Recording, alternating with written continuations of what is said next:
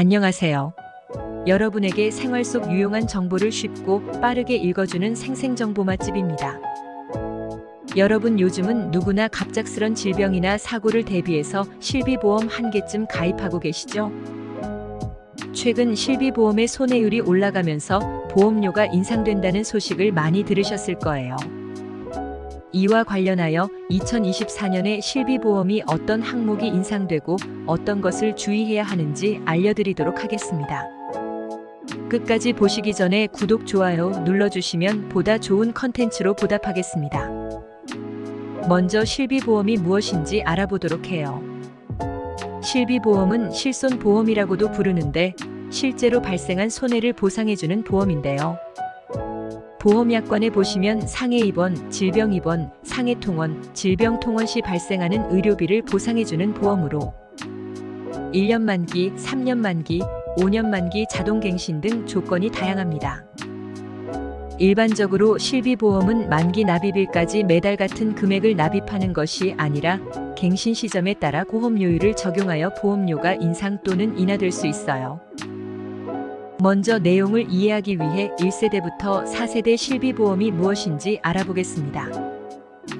보험약관을 보거나 보험사 앱 또는 사이트 로그인 후 보험 계약 조회를 하시면 최초 가입일이 나오는데 최초 가입일에 따라 1세대부터 4세대까지 실비보험이 나누어집니다.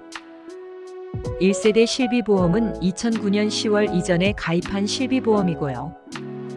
2세대 실비보험은 2009년 10월부터 2017년 3월까지, 3세대 실비보험은 2017년 4월부터 2021년 6월까지, 4세대 실비보험은 2021년 6월 이후에 가입한 보험을 말합니다.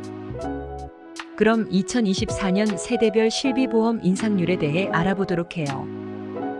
국내 실비보험 가입자 중 20%는 1세대 가입자라고 해요. 1세대 가입자들의 24년 갱신 보험료는 4%가량 낮아진다고 합니다. 최근 1세대 실비보험의 손해율이 줄어드는 상황으로 보험료도 인하된다고 하니 최대한 유지하시기를 바랄게요.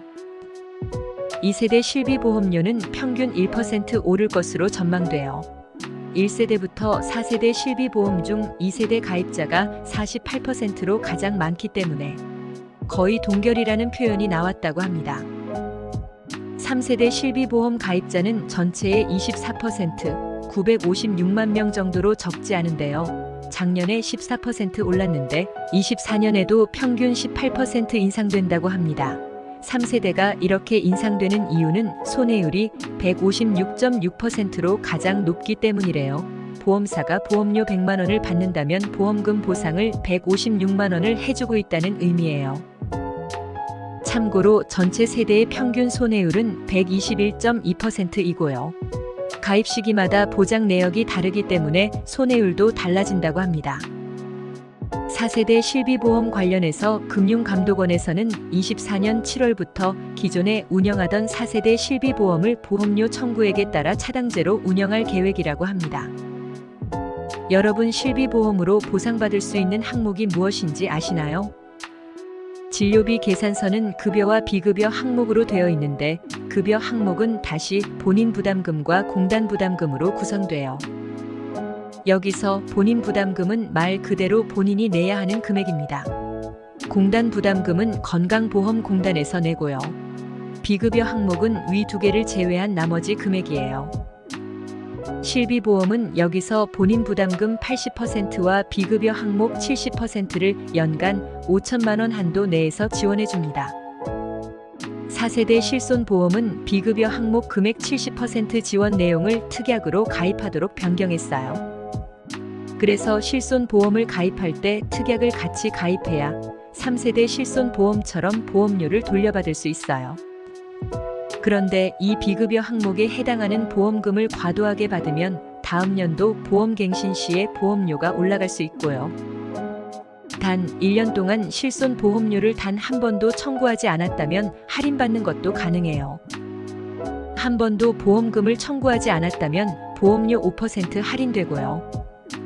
지급받은 보험금이 100만 원 미만이라면 기존과 동일해요. 100에서 150만 원까지 보험금으로 받았다면 100% 할증되고 150에서 300만 원까지 보험금을 받았다면 200% 할증됩니다. 그 이상은 300% 할증이에요. 그런데 여기서 아셔야 할 게 보험료 중 순보험료만 할증 대상이 됩니다. 무슨 뜻이냐면 보험료는 부가보험료 더하기 순보험료로 이루어져 있는데 부가보험료는 보험회사가 사업을 운영하는 데 사용되는 금액이므로 할증이 되지 않고요. 순보험료만 할증됩니다. 그래서 100% 할증이 된다고 해서 만 원이던 납부 금액이 2만 원이 되진 않는다는 뜻이에요.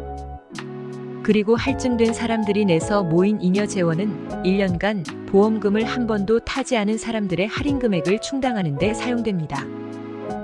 금융감독원은 이렇게 함으로써 부당수급 이용 사례를 막고 실손보험 가입자들 간의 형평성을 유지할 수 있다고 합니다. 이 제도를 시행하게 되면 4세대 실손보험 가입자의 72.9%는 할인을 받게 되고 25.3%는 동결이며 나머지 1.8%에 해당되는 3, 4, 5등급 가입자들이 할증 대상이 됩니다. 그럼 비급여 항목에서 얼마만큼 보험금을 지원받았는지 알아야 할증을 피할 수 있겠죠? 금감원에서 비급여 보험금 조회 시스템을 구축하고 있고요. 이 시스템이 구축되면 가입자들이 앱으로 현황을 조회할 수 있도록 기능을 제공할 예정이에요. 조회 가능한 주요 항목은 3가지 정도예요. 누적 비급여 보험금 수령액, 할인 혹은 할증 예상 내용, 할증 대상일 때 다음 할증까지 남은 금액이에요. 오늘은 2024년 실비보험 잘못 관리하면 보험료 할증 폭탄이 될 수 있다는 내용으로 알려드렸어요.